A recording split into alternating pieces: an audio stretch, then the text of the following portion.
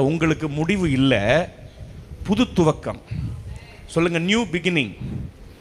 New beginning. இன்னொரு வார்த்தை சொல்லட்டுமா? எவ்வளவு பெரிய பிரச்சனையை நீங்க சந்திக்கிறீங்களோ அந்த சந்திக்கிற பெரிய பிரச்சனை அளவுக்கு தேவனுடைய பெரிய கிருபையை உங்களுக்கு அவர் வைத்திருக்கிறார்.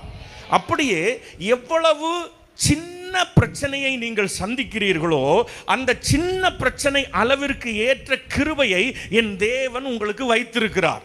அப்படியே மூன்றாவது, என் வாழ்க்கையில் பிரச்சனையே இல்லை, போராட்டமே இல்லை, எனக்கு ஒரு கஷ்டமும் இல்லைன்னு சொல்லுவீங்கன்னா அவருடைய கிருபையும் இல்லைன்னு சொல்லணும். ஏன்னா பிரச்சனை இல்லாதவர்கள் யாருமே இங்கே, பிரச்சனை இல்லாதவங்க யாராவது இருக்கீங்களா? ஒருத்தங்க கை வரல. சரி, பிரச்சனையில் இருக்கிறேன்னு சொல்கிறவங்க கையை உயர்த்துங்க அப்படின்னா எல்லாரும் என்ன பண்ணுவாங்க தெரியுமா? ரெண்டு கையும் தூக்கிடுவோம். ஏன்னா அவ்வளவு பெரிய பிரச்சனை. இப்போ பக்கத்தில் தட்டி சொல்லுங்க, உங்கள் பிரச்சனை எவ்வளவு பெருசோ.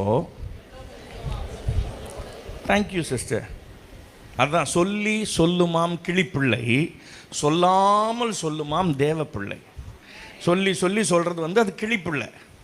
ஆனால் சொல்லாமலேயே ஆவியில் உள்ளம் திறந்து கர்த்தருக்கு மகிமை உண்டாகட்டும். இந்த ஏலி மேஜியில் இருக்கிற நீங்கள் அற்புதமான தேவ திட்டத்தின் மையத்தில் இருக்கிறவர்கள். Not only in the word and also you are always being in the presence of the lord. நீங்கள் தேவ பிரசன்னத்திலேயே இருக்கிறவர்கள். நான் அடிக்கடி இந்த வார்த்தையை எங்கே போனாலும் பயன்படுத்துவேன். என்னென்னா, பிரசங்கம் பொதுவானது, ஆனால் தேவ பிரசன்னம் தனிப்பட்டது.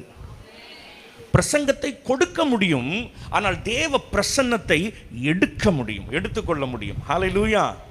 பிரசங்கம் பொதுவானது, பிரசன்னம் தனிப்பட்டது. ஹல்லேலூயா.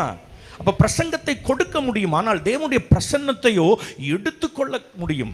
ஆகவே தான் always live in the presence of the Lord in Jesus name. Hallelujah.